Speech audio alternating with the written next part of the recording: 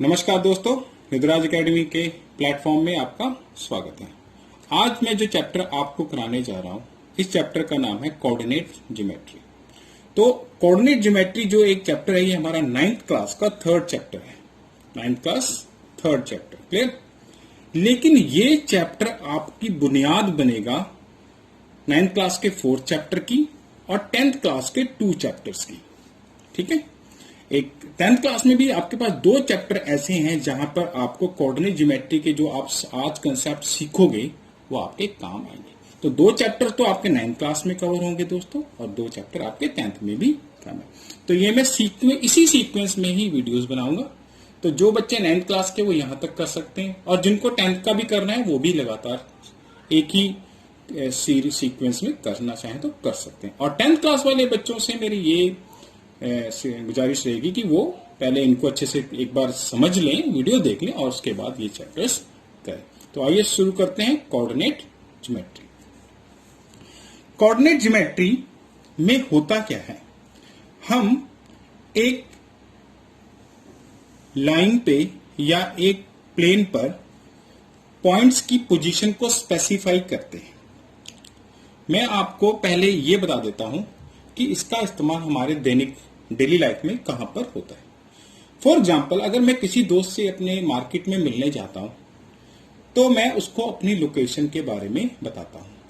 मैं कैसे उसको अपनी लोकेशन के बारे में बताता हूं दोस्तों, मैं उसे कहता हूं कि मैं जो एसबीआई बैंक के एटीएम के सामने खड़ा हूं, उसके इधर खड़ा हूं, उधर खड़ा हूं, या उस गली से सामने खड़ा हूं, कुछ ना कुछ मैं रेफरेंस पॉइंट जरूर लेता हूं अपनी लोकेशन को स्पेसिफाई करने से पहले, और वो रेफरेंस पॉइंट जिस मेरे दोस्त को भी पता होता है। तो उस तरह से मैं अपनी एक पर्टिकुलर पोजीशन को स्पेसिफाई कर देता हूं बड़े ही आसानी से।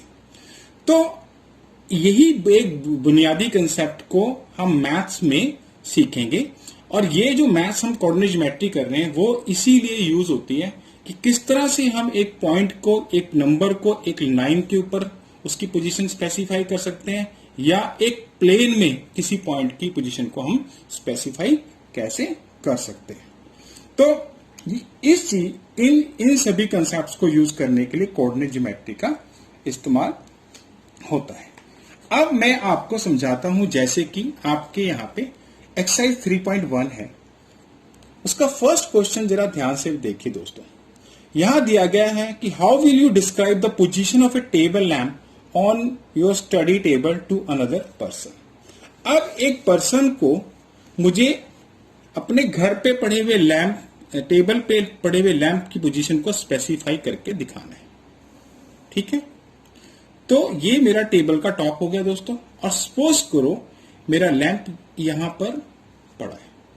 ठीक है, तो मैं यहां पे इस लैंप की पोजीशन को स्पेसिफाई करने के लिए मुझे रेफरेंस पॉइंट्स की जरूरत है, या किसी रेफरेंस लाइन की जरूरत है।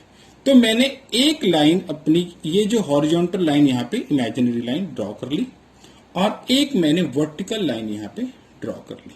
ठीक है, और ये जो मेरा लैंप पड़ा है, सपोज करो इस हॉरिजॉन्टल लाइन से ये लैंप मेरा 25 सेंटीमीटर अवे है। आप 15 सेंटीमीटर या कुछ भी ले सकते हैं, 20 सेंटीमीटर अवे।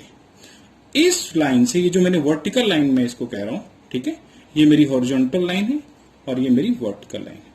इससे ये लैंप की दूरी 30 सेंटीमीटर अवे है।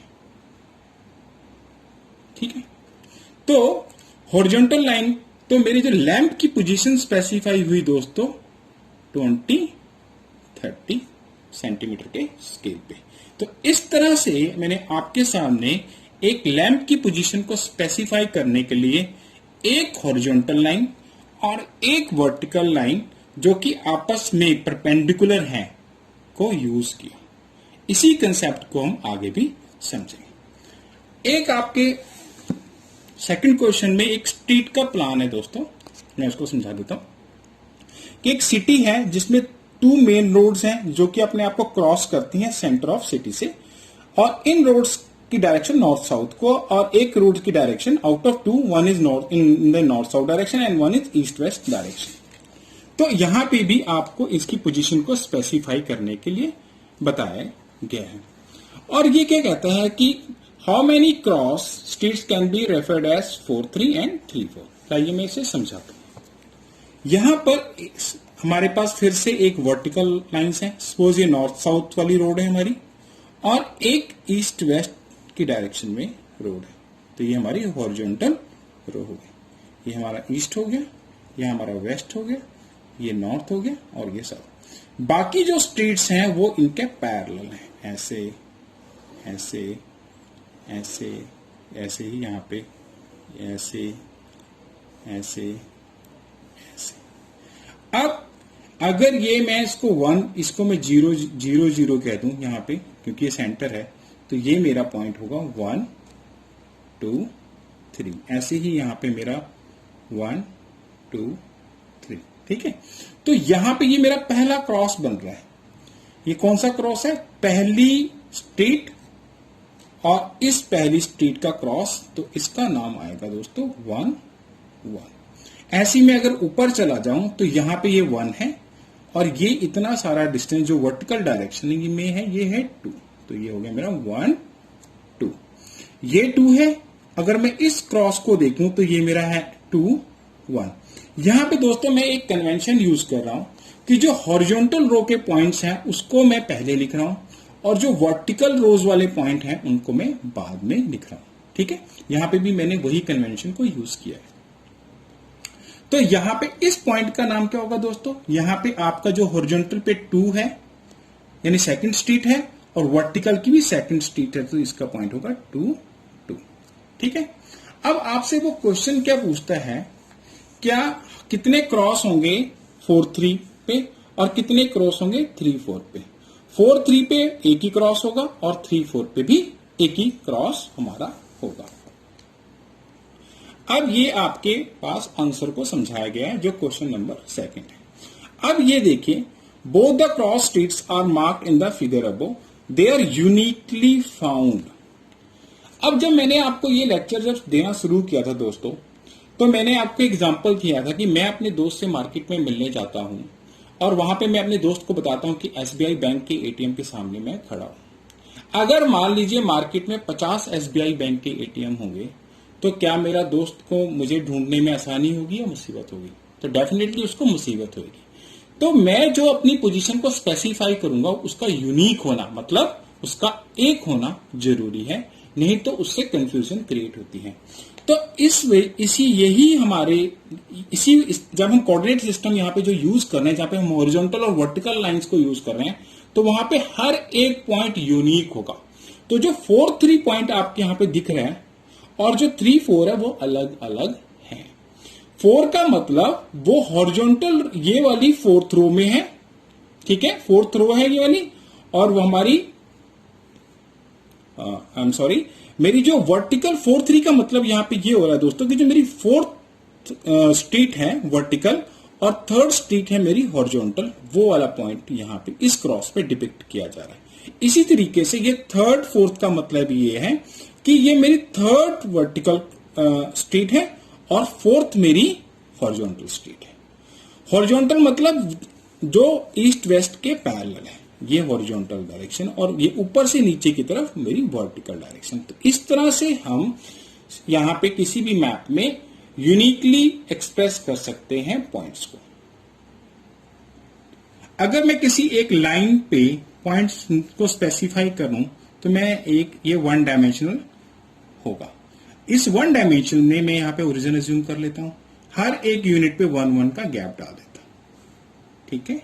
इस तरफ माइनस में और इस तरफ राइट साइड में पॉजिटिव नंबर्स और लेफ्ट साइड पे नेगेटिव नंबर्स को मैं शो कर सकता हूं। तो अब अगर मैं 2 पॉइंट पे बैठा हूं तो इसका मतलब ये हुआ दोस्तों कि मैं ओरिजिन से 2 यूनिट्स दूर हूं।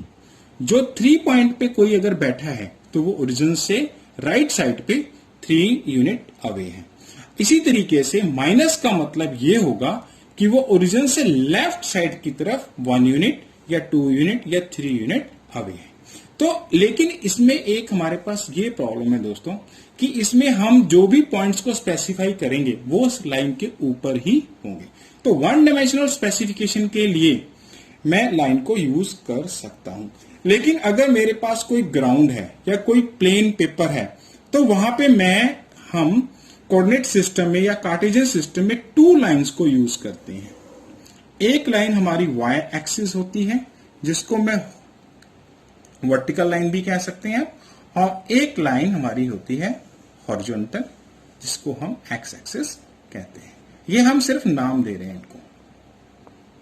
ये x एक्सिस और y एक्सिस जहां पे मिलते हैं वहां पे हमारा ओरिजिन होता है। ओरिजिन के राइट साइड पे positive x axis, left side पे नेगेटिव, ऊपर की तरफ पॉजिटिव y एक्सिस और नीचे की तरफ नेगेटिव y एक्सिस। इस तरह से हम शो कर सकते हैं जैसा कि आपके बुक में यहां पर दिखाया गया है। तो अब ये जो हमने एक प्लेन पेपर को 2 एक्सिस से डिवाइड कर दिया, अब मैं किसी भी पॉइंट को बहुत ही इजीली से उसकी पोजीशन को स्पेसिफाई कर पाऊंगा और वो यूनिक होगी और उसमें कोई भी आपको कंफ्यूजन क्रिएट नहीं होगा। लेकिन जैसे ही मैंने एक प्लेन पेपर पे ये हॉरिजॉन्टल और वर्टिकल लाइंस ड्रॉ की दोस्तों, तो इन लाइंस ने उस प्लेन पेपर को 4 क्वाड्रेंट्स में डिवाइड कर दिया। This is our quadrant 1, quadrant 2, quadrant 3 and quadrant 4। ठीक है, इसको हम XY प्लेन भी कहते हैं, कोऑर्डिनेट प्लेन भी कहते हैं। ठीक है, इस तरह से इनके अलग अलग नाम है। ये हमारी हॉरिजॉन्टल एक्सिस है, ये हमारी वर्टिकल एक्सिस है। आइए चलिए आगे समझते हैं। अब यहां पे हम पॉइंट्स को स्पेसिफाई करेंगे। आपके सामने एक पॉइंट P मार्क किया गया है।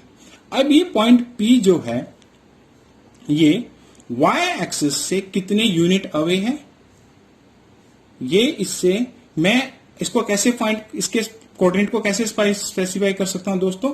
आपने क्या करना है, आपने P से एक परपेंडिकुलर ड्रॉ करना है हॉरिजॉन्टल एक्सिस पे और P से एक परपेंडिकुलर ड्रॉ करना है वर्टिकल एक्सिस पे। तो जब मैंने ये परपेंडिकुलर ड्रॉ किए तो ये 4 पर आकर मिला और ये परपेंडिकुलर मेरा 3 पर आकर मिला। तो इसके पॉइंट्स हुए 4, 3। क्लियर। इसी प्रकार ये जो क्यू है यहां पे भी मैंने एक परपेंडिकुलर ड्रॉ किया हॉरिजॉन्टल एक्सिस पे।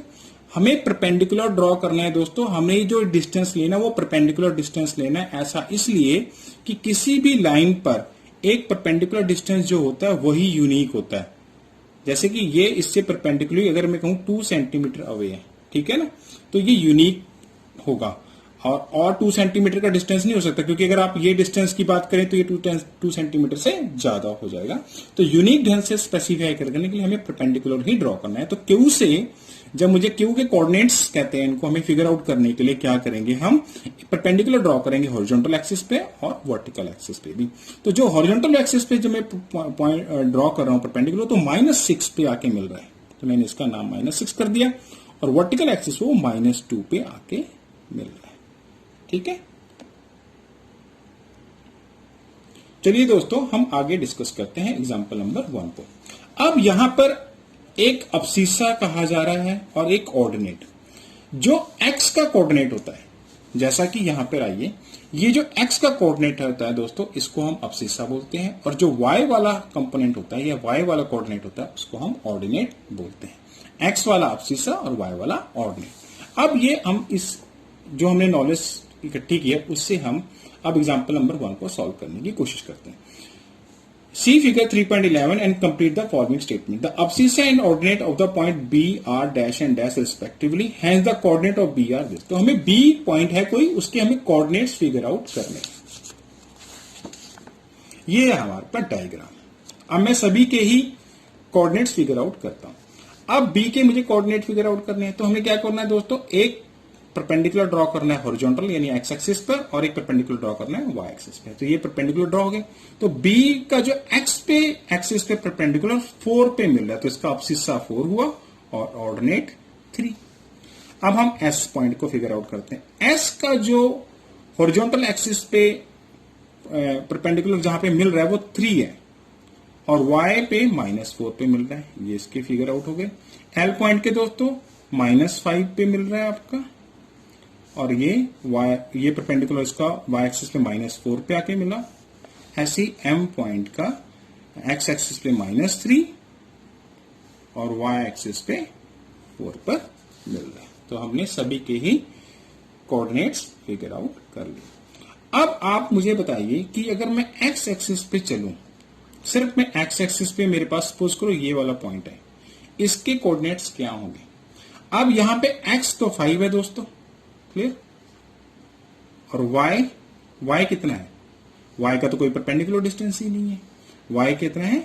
क्योंकि वाई तो यहां पर इस पॉइंट पर हमारा ये डिस्टेंस एक्स का 5 है, और वाई एक्सिस यहां पे हमारा, एक्स एक्सिस पे वाई आपका हमेशा 0 रहेगा, और वाई एक्सिस पे जैसे ये पॉइंट 3 है, मान लो मुझे इसके कोऑर्डिनेट्स फिगर आउट करने हैं, तो इसके कोऑर्डिनेट्स आएंगे 0, 3। एक्स एक्सिस पे वाई वाला कोऑर्डिनेट हमेशा 0 रहता है, यानी ऑर्डिनेट हमेशा 0 होता है। वाई एक्सिस पे एक्स वाला कोऑर्डिनेट हमेशा 0 रहता है। अब मैं आपको इसके कंसेप्ट को समझाने की कोशिश करता हूं, ऐसा क्यों होता है। ये जो अब्सिस्सा होता है दोस्तों और ऑर्डिनेट होता है, वो एक्चुअल में अब्सिस्सा जो होता है वो वाई एक्सिस से परपेंडिकुलर डिस्टेंस होता है, ठीक है। अब्सिस्सा क्या होता है? वाई एक्सिस से परपेंडिकुलर डिस्टेंस। सपोज करो ये 4 है, तो यहां पे 4 होगा ना, ये यहां पे मैं परपेंडिकुलर ड्रॉ करूंगा तो 4 आएगा। और जो वाई ऑर्डिनेट होता है वो हॉरिजॉन्टल एक्सिस से परपेंडिकुलर ड्रॉ होता है, तो सपोज करो यहां पे 3 है। तो इस तरह से ये निकलता है। अब एक्स एक्सिस की अगर मैं बात करूं, यहां पर मैं एक्स एक्सिस पे आ जाऊं, तो एक्स एक्सिस का वाई एक्सिस से परपेंडिकुलर डिस्टेंस कितना हुआ दोस्तों? मान लो ये पॉइंट 1 0 है, तो ये 1 है, ठीक है। अब एक्स एक्सिस का एक्स एक्सिस से ही परपेंडिकुलर डिस्टेंस तो 0 है, इसलिए यहां पर 0 आता है। समझ आया आपको? जो अब्सिस्सा होता है हमारे पास, वो परपेंडिकुलर डिस्टेंस होता है वाई एक्सिस से, ठीक है ना। तो ये पॉइंट हमारा 1 0 किस क्यों मार्क हुआ? क्योंकि ये वाई एक्सिस से 1 यूनिट अवे है, ओके। और जो ऑर्डिनेट होता है वो परपेंडिकुलर डिस्टेंस होता है एक्स एक्सिस से, क्योंकि ये एक्स एक्सिस के ऊपर ही है, तो इसका परपेंडिकुलर डिस्टेंस हॉरिजॉन्टल लाइन से क्या होगा? 0। अगर मैं यहां पे फिगर आउट करूं तो मान लीजिए ये 4 है, ठीक है। तो इस पॉइंट का ये जो है, इसका इस लाइन का, ये पॉइंट का वाई एक्सिस से परपेंडिकुलर डिस्टेंस तो है ही नहीं, वाई, क्योंकि वाई एक्सिस के ऊपर ही तो बैठा है ना। ये जो वाई एक्सिस के ऊपर ही बैठा हुआ पॉइंट है, उसका वाई एक्सिस से परपेंडिकुलर डिस्टेंस कितना होगा? 0। लेकिन इस 4 पॉइंट का हॉरिजॉन्टल लाइन से 4 यूनिट अवे, इसलिए इसका 0 4 कोऑर्डिनेट्स होंगे। अब जो हमारा ओरिजिन है दोस्तों, ओरिजिन ऐसा पॉइंट है जहां पर दोनों एक्सिस, एक्स एक्सिस और वाई एक्सिस मिलती है। तो ओरिजिन के पॉइंट 0 0 क्यों होते हैं बताओ? क्योंकि ओरिजिन पे जो पॉइंट है उसका परपेंडिकुलर डिस्टेंस दोनों लाइनों से 0 है। मतलब वो ये जो ओरिजिन पे पॉइंट है हमारा, ये हॉरिजॉन्टल लाइन से भी के ऊपर ही बैठा है और वर्टिकल लाइन के ऊपर भी बैठा हुआ है। तो जो अगर आपके सर पे ही बैठा हो तो उसका आपसे डिस्टेंस कितना होगा? 0 होगा। तो इसलिए ये पॉइंट 0 0 आपका हो जाता है, क्योंकि ओरिजिन दोनों एक्सिस के सर के ऊपर बैठा हुआ है। इसका 1 0 क्यों है? क्योंकि इसका 1 0 इसलिए क्योंकि ये वाला 1, ये इसका 1 यूनिट अवे है वर्टिकल एक्सिस से, तो ये हमारा अब्सिस्सा 1 हो गया। और ऑर्डिनेट के, तो ऑर्डिनेट कैसे निकलता है? उसके लिए हॉरिजॉन्टल डिस्टेंस, हॉरिजॉन्टल एक्सिस से परपेंडिकुलर डिस्टेंस लेना हो तो हॉरिजॉन्टल एक्सिस के ऊपर ही बैठा है, इसलिए एक्स एक्सिस में आपके सारे कोऑर्डिनेट्स जो होंगे, ऑर्डिनेट होंगे, वो 0 होंगे और अब्सिस्सा कुछ ना कुछ होगा। ठीक है दोस्तों। अब मैं साइन की बात कर लेता हूं। जो आपका फर्स्ट कोऑर्डिनेट होता है, यहां पे एक्स के भी पॉजिटिव होता है और वाई भी पॉजिटिव होता है, तो इसके दोनों कोऑर्डिनेट्स पॉजिटिव पॉजिटिव आपके फिगर आउट होंगे। जो सेकंड कोऑर्डिनेट होता है, हम इसमें एंटी क्लॉकवाइज चलते हैं, घड़ी की विपरीत दिशा में चलते हैं। तो फर्स्ट क्वाड्रेंट ये, सेकंड क्वाड्रेंट ये। यहां पे आपका एक्स नेगेटिव हो जाएगा क्योंकि हम नेगेटिव एक्स एक्सिस पे परपेंडिकुलर ड्रॉ होगा यहां पे, और वाई हमारा पॉजिटिव रहेगा। और मैं जब थर्ड क्वाड्रेंट में चलता हूं दोस्तों एंटी क्लॉकवाइज, थर्ड क्वाड्रेंट में मेरा एक्स भी नेगेटिव है और मेरा वाई नीचे की तरफ भी नेगेटिव होगा। कोई भी पॉइंट से जैसे मैं परपेंडिकुलर ड्रॉ करूंगा तो वो नेगेटिव एक्स और नेगेटिव वाई पे ही आएगा। अच्छा, मैं अगर फोर्थ क्वाड्रेंट में चलूं दोस्तों, तो यहां पे मेरा एक्स तो पॉजिटिव होगा और वाई नेगेटिव। अगर मैं आपसे पूछूं कि 5 3 जो पॉइंट है ये कौन से क्वाड्रेंट में लाई करता है दोस्तों, क्योंकि इसमें दोनों ही पॉजिटिव है, ये हमारा फर्स्ट क्वाड्रेंट में। -5 और 3 कौन से क्वाड्रेंट में लाई करता है? इसमें आपका एक्स तो नेगेटिव है और वाई पॉजिटिव है, आपका सेकंड क्वाड्रेंट में पॉइंट आता है। इस तरह से आप इजिली फिगर आउट कर पाएंगे और आप 3.2 एक्सरसाइज करने में आपको अब मेरे हिसाब से कोई दिक्कत नहीं होनी चाहिए। Write the name of the point where these two lines intersect, वो ओरिजिन है दोस्तों दोनों। अब यहां पे हमें कह रहा था कोऑर्डिनेट ऑफ बी बताने हमें। यहां पे बी है दोस्तों, इसका परपेंडिकुलर एक्स पे कितना आ रहा है -5 और वाई पे कितना आ रहा है 2। ठीक है, अगर वो सिर्फ अब्सिस्सा पूछ रहा है तो आपको सिर्फ अब्सिस्सा बताना है। डी का अब्सिस्सा मतलब एक्स कोऑर्डिनेट, तो ये परपेंडिकुलर एक्स एक्सिस पे 6 स्टार है तो अब्सिस्सा आएगा इसका डी पॉइंट का 6। इस तरह से आप इस सेट को भी कर लेंगे। यहां पर आ जाइए दोस्तों, क्वेश्चन नंबर 1 पे ध्यान से देरा देखिए। मुझे बस सिर्फ ये बताना है कि ये पॉइंट मेरा कौन से क्वाड्रेंट पे है, क्या ये एक्सिस पे तो नहीं है। एक्सिस पे जो पॉइंट होंगे ना बच्चे, अगर एक्स एक्सिस पे कोई पॉइंट है तो उसका वाई वाला 0 होगा, अगर वाई एक्सिस पे कोई पॉइंट है तो उसका एक्स कोऑर्डिनेट यानी अब्सिस्सा 0 होगा। अब आपका ये -2 4 आ रहा है, तो -2 4 का मतलब क्या है कि एक्स तो नेगेटिव है और वाई पॉजिटिव है। तो ऐसा कहां पे होता है दोस्तों, ऐसा सेकेंड क्वाड्रेंट में होता है जहां पे एक्स आपका नेगेटिव होता है और वाई आपका पॉजिटिव होता है। एक सवाल और मैं आपको बताता था, अब मैं प्लॉट करना दिखाता हूं कि हम कैसे प्लॉट करेंगे -28 को। अब हमारे पास -28 को हम कैसे प्लॉट करेंगे, हम ऐसे ड्रॉ करेंगे, ये हमारी एक्स एक्सिस हो जाएगी, यहाँ पे ओरिजिन हो जाएगा, ये वाई एक्सिस होगा, क्योंकि हमें माइनस में जाना तो ये -1 ये -2 और y8 प्लस का 1 2 3 सपोज करो आपका y8 यहां पर आता है। मैं -2 से एक परपेंडिकुलर ड्रॉ करूंगा ऊपर की तरफ और 8 से भी एक परपेंडिकुलर ड्रॉ करूंगा ऐसे, तो वो जहां पर आपस में मिलेंगे वो मेरा होगा -2 8। क्लियर दोस्तों, -2 8 आपको प्लॉट करना है। x का -2 पे जाकर मैं एक परपेंडिकुलर लाइन ड्रॉ करूंगा। आपने वर्टिकल लाइन या कोई और ओब्लिक लाइन ड्रॉ नहीं करनी, आपने परपेंडिकुलर ड्रॉ करना है -2 पर, ऐसे ऊपर की तरफ को। और 8 पे, क्योंकि ऑर्डिनेट 8 है, 8 पे भी आपको एक परपेंडिकुलर लाइन ड्रॉ करनी है। ऐसे परपेंडिकुलर ड्रॉ हो नहीं सकता, ऐसे ही परपेंडिकुलर ड्रॉ होगा, तो जहां पर वो दोनों लाइंस आपस में मिलेंगी वो आपका पॉइंट प्लॉट हो जाएगा। अब 1 और 3 को कैसे प्लॉट करेंगे, x का 1 है दोस्तों, y का 3 यहां पे कहीं पे होगा, तो मैं एक यहां पे एक परपेंडिकुलर लाइन ड्रॉ करूंगा और एक यहां पे परपेंडिकुलर लाइन, जहां पर ये मिलेंगे वहां पे मेरा x 1 होगा और y मेरा 3 होगा। ये बहुत ही आसान चैप्टर है दोस्तों, इसको प्लीज आप बार बार कर लेना। अब आई होप आपको ये समझ आ गया होगा। वीडियो को देखने के लिए धन्यवाद। अगर पसंद आए तो इसे जरूर लाइक करें और शेयर करें।